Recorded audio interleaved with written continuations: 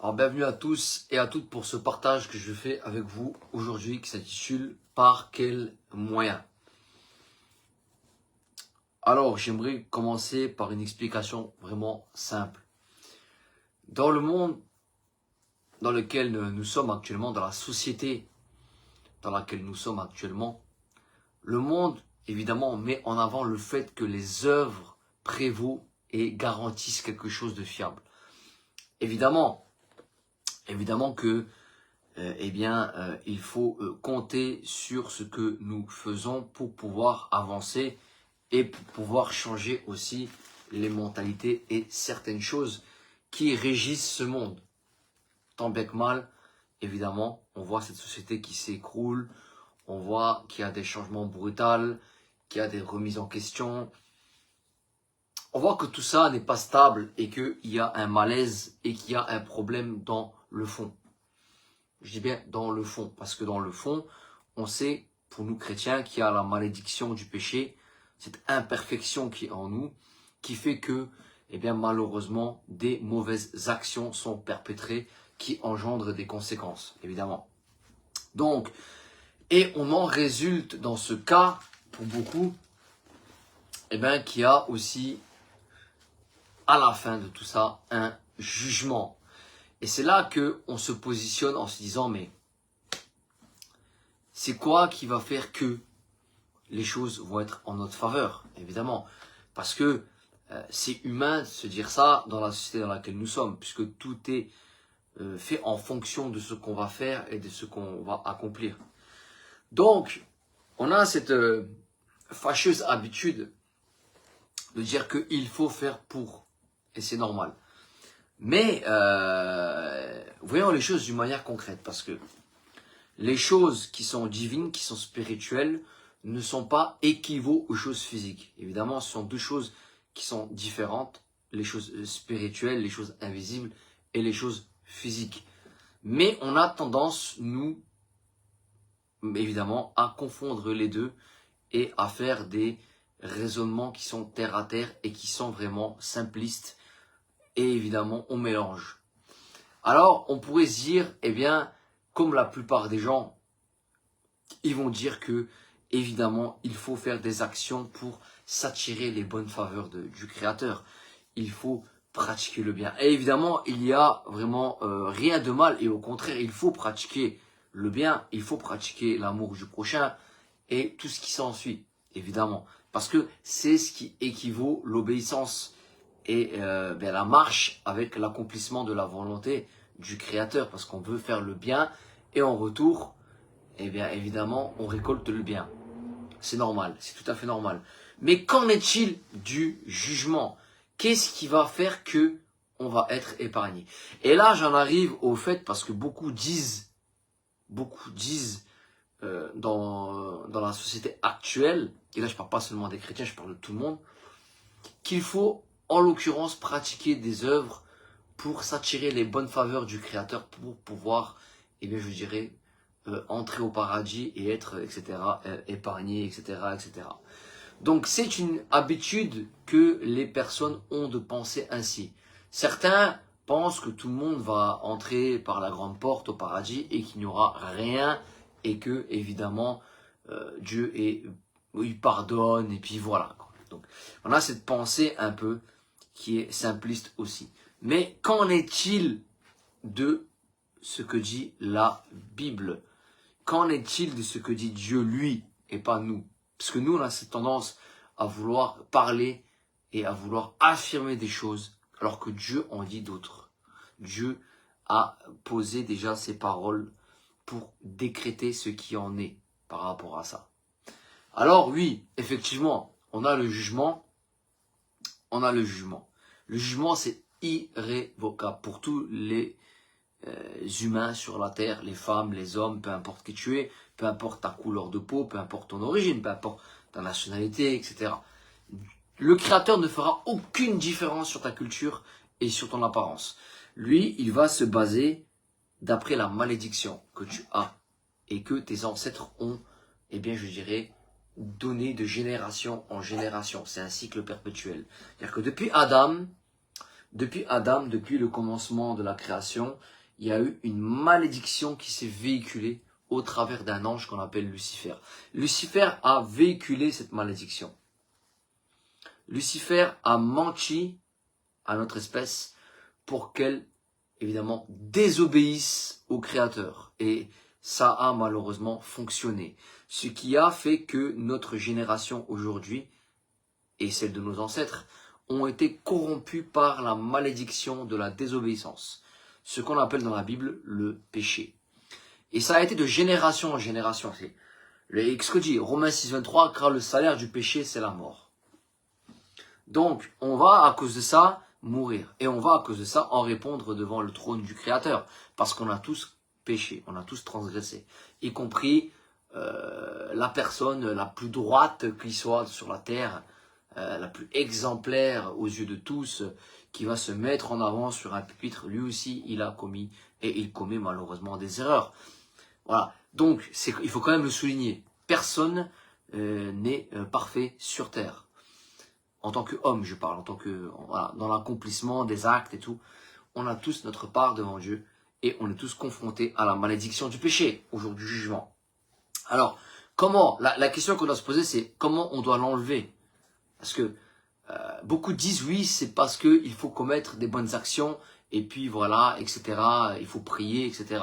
Alors, la Bible dit quoi? Les démons, les anges déchus, Satan, tout ça et ses anges, ils tremblent et ils croient aussi en Dieu. Et pourtant, ça ne les sauve pas parce que leur destination finale, c'est le lac de feu, c'est ce qu'on appelle grossièrement l'enfer. Donc ça ne leur garantit pas l'accès au paradis parce qu'eux aussi, ils croient en Dieu. Le fait de croire en Dieu ne garantit aucun accès au paradis. Beaucoup croient en Dieu, mais sont des meurtriers, sont des... Voilà, tout ce que vous voulez. Donc ça ne garantit pas, malheureusement, l'accès au paradis. Il faut comprendre que c'est réel. Maintenant, on va dire oui, c'est les actions. C'est en fonction du degré de l'accomplissement de mes actions que je vais faire sur la terre. Le bien que je vais pouvoir faire aux autres et tout, que Dieu va trancher si je dois rentrer ou pas. Là aussi, ça pose problème parce que toute ta vie, la malédiction du péché, elle va te suivre. Toute ta vie, tu vas commettre des actes que tu ne veux pas, mais que tu les fais malheureusement malgré toi. Et puis certains accidentellement aussi, etc., etc. Et donc, ça va te poursuivre. Tu vas concrètement comprendre que, eh bien, le problème ne se résout pas en fait. Parce que devant le trône, tu vas quand même demander pardon parce que tu as quand même commis des péchés. Alors là, on rentre dans un cercle vicieux qui ne s'arrête jamais en fait. Et évidemment, chez nous chrétiens, quand on refuse de commettre le péché, ça s'appelle la sanctification. C'est-à-dire que on tente vraiment d'aimer Dieu de tout notre cœur et de nous améliorer tant bien que mal et de renoncer au mal, quoi, et de renoncer au péché. En fait. On veut s'améliorer sans cesse avec Dieu, avec l'aide du Saint-Esprit pour marcher avec lui. Mais évidemment, cela inclut quelque chose. Cela inclut quelque chose. Parce que, à la base, il faut accepter une promesse pour pouvoir accéder au paradis selon la Bible. Alors, on va lire Galates chapitre 2, verset 16, qui nous dit « Néanmoins, sachant que ce ne sont pas par les œuvres de la loi que l'homme est justifié par la foi. » Alors attention, ce ne sont pas par les œuvres de la loi que l'homme est justifié, mais par la foi. Mais par la foi en Jésus-Christ. Alors, il est dit quoi après? Nous aussi, nous avons cru en Jésus-Christ, afin d'être justifiés par la foi en Christ, et non par les œuvres de la loi. Parce que nulle chair ne sera justifiée par les œuvres de la loi. Certains pensent que par leurs actions, par leur accomplissement, par leur observation, ils vont pouvoir entrer au paradis. Alors que Dieu, le Créateur, a envoyé spécifiquement pour briser cette malédiction et permettre à l'espèce humaine d'entrer au paradis, un Messie. Il a envoyé un Messie pour ça.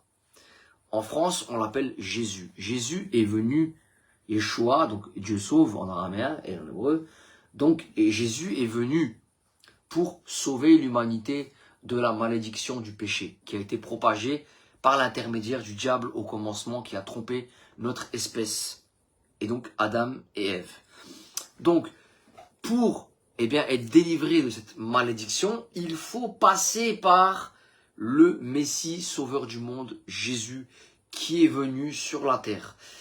Et ouais, alors là, je viens vous déclarer que ce ne sera pas par vos œuvres, tant bien aussi belle soit-elle, aussi bonne soit-elle. Malheureusement, cela ne va pas résoudre le problème de la malédiction du péché. Parce que la Bible dit que, eh bien, personne ne pourra entrer au paradis avec cette malédiction, y compris Satan qui a donc désobéi au commencement avec les anges qui l'ont suivi. Donc lui aussi ne pourra pas entrer au paradis parce qu'il a la malédiction de désobéir, du péché donc. Et on a tous contracté cette même malédiction dans notre espèce, l'espèce humaine. Donc pour pouvoir extraire, je dirais, cette malédiction, il faut passer par l'envoyé, par le Messie, par l'élu, qui est Jésus, qui est venu pour, eh bien, justement, résoudre ce problème. Alors, dans sa mission, il a été, évidemment, jusqu'au lieu du crâne, à la crucifixion sur la croix. Il a donné sa vie en sacrifice. Et quand il a parlé à ses amis, les apôtres, il a dit, celui qui croira et qui sera baptisé sera sauvé. Celui qui croira en moi, celui qui croira en mon sacrifice à la croix, qui demandera pardon, qui me suivra, il sera sauvé. Au travers de moi, il sera pas condamné, il sera sauvé. Celui qui ne croira pas, il sera condamné. Donc, on a, dans Marc 16, eh bien, je dirais, la solution que Jésus vient nous apporter. C'est-à-dire que là, la malédiction peut être enlevée, vous pouvez entrer au paradis, vous pouvez être inscrit dans le livre de vie et vous pouvez bénéficier à vraiment l'éternité avec Jésus. Donc, ce que vous n'aurez pas dans une tradition religieuse ou autre. Parce que la tradition religieuse va vous dire d'exercer des tâches, ce qui est bien, hein, de bonnes actions et tout, ce qui est bien d'ailleurs, il n'y a rien de mal à ça. Mais cela ne vous garantira pas un accès au paradis. Tandis que Jésus lui-même, étant venu pour résoudre ce problème sur la terre, a garanti à celui qui croirait en lui l'accès au paradis. Il a dit quoi? Maintenant, je m'en vais vous préparer une place et lorsque je reviendrai, je vous prendrai avec moi au paradis. Afin que là où je suis au paradis, vous soyez avec moi aussi. Donc c'est une promesse que Jésus a faite à tous ceux qui accepteront et qui regarderont ce message. Peut-être que tu m'as dans tes contacts, que tu m'as rentré via, je sais pas, la rue, ou tu m'as peut-être croisé, on s'est peut-être parlé. Peut-être tu es là dans mes contacts et tu es simplement une personne qui est de passage et tu regardes cette vidéo. J'aimerais te dire, cela n'est pas le hasard. Il est temps pour toi que tu te ressaisisses et que tu comprennes que Dieu est amour. Que Dieu veut véritablement un changement dans ta vie, dans le positif et non dans le négatif. Parce que très souvent, on prend des mauvaises décisions de notre vivant, c'est vrai. Et puis, on remet la faute sur Dieu alors que Dieu n'est pas responsable de nos actes. Dieu n'est pas responsable de nos mauvaises décisions. Et Dieu, au contraire, ce qu'il veut, lui, par contre, c'est qu'on puisse s'écarter du mal et qu'on puisse venir à lui pour pouvoir aussi être pardonné et qu'on puisse entrer avec lui dans son royaume qu'on appelle le paradis. Non seulement ça, mais en plus, il veut nous garantir une vie pérenne malgré les épreuves, évidemment, parce que les épreuves ne sont pas à exclure, je le répète, mais Dieu veut vraiment le meilleur pour nous. Alors, tournons-nous vers lui un instant. Prenons ce temps, peu importe notre âge, peu importe notre tradition, peu importe notre culture, peu importe notre origine, peu importe notre famille, etc. Cela est personnel. Toi qui écoutes, auditeur et auditrice, cela est personnel. C'est tout à ton avantage et c'est réellement quelque chose qui est personnel à toi. Donc si maintenant tu veux te tourner vers le Sauveur Jésus-Christ, il n'est pas trop tard. Tu n'es pas obligé de le crier à toute ta famille. Si ta famille est contre, si ta famille va te blâmer pour ça, ou te persécuter pour ça, ou je ne sais quoi, tu n'es pas obligé, au début, d'annoncer qui tu es. Donc tu peux faire ce choix indépendamment et personnellement de ton côté, sans que personne ne sache. Ensuite, évidemment, par la suite, si tu pourras évidemment le faire comme bon te semble. Mais le plus important, c'est que maintenant, tout de suite, tu puisses prendre cette décision, indépendamment de ta famille, de tes amis. Parce qu'au jour du jugement, ils ne seront pas avec toi. Au jour du jugement, quand tu vas rendre des comptes devant le Créateur, devant le trône, malheureusement, voilà, ça va être terrible et personne ne sera avec toi. Chacun va être dans sa défensive, à commencer à essayer de négocier, de parler, d'essayer de se justifier devant Dieu. Mais cela ne suffira pas. Parce qu'il y a un seul médiateur que Dieu a envoyé sur la terre pour résoudre le problème de la malédiction du péché. Je le répète, c'est Jésus-Christ qui a été envoyé. Donc vraiment, si tu as un doute dans ton cœur, c'est tout à fait normal. On est tous empreints au doute dans ce monde. On nous fait toutes sortes de révélations et tout. Mais là, je parle de la Bible. Je parle du message du Créateur, pour ma part. Et je viens te dire que tu n'as pas à douter du Créateur. Tu n'as pas à douter de ce que Jésus veut te proposer dans ta vie. Tu n'as pas à douter. Va droit au but. Choisis de le suivre. Il est encore temps pour toi. Tu ne sais pas le jour et l'heure, malheureusement, où ta vie va s'arrêter un jour, comme tout le monde. Est-ce que tu es conscient sur quoi tient ta vie? C'est un fil, une corde raide, ça ne tient pas grand-chose. Donc, le temps est compté. Chaque instant, chaque moment que tu vis sur Terre n'est que éphémère, n'est que provisoire. Après, l'éternité en dépendra. Donc, du choix que tu prendras sur la Terre dépendra de ton éternité. Donc, je t'invite vraiment, avec amour, avec respect, avec révérence, et évidemment, sans jugement de quoi que ce soit, mais juste en te disant, il n'est jamais trop tard pour venir vers Jésus-Christ. Il n'est jamais trop tard pour venir vers le Sauveur du monde. C'est aujourd'hui que tu reçois ce message. Et je t'invite vraiment à faire le bon choix. Voilà, je te remercie, je te dis à bientôt pour un prochain partage. Salut tout le monde, ciao ciao.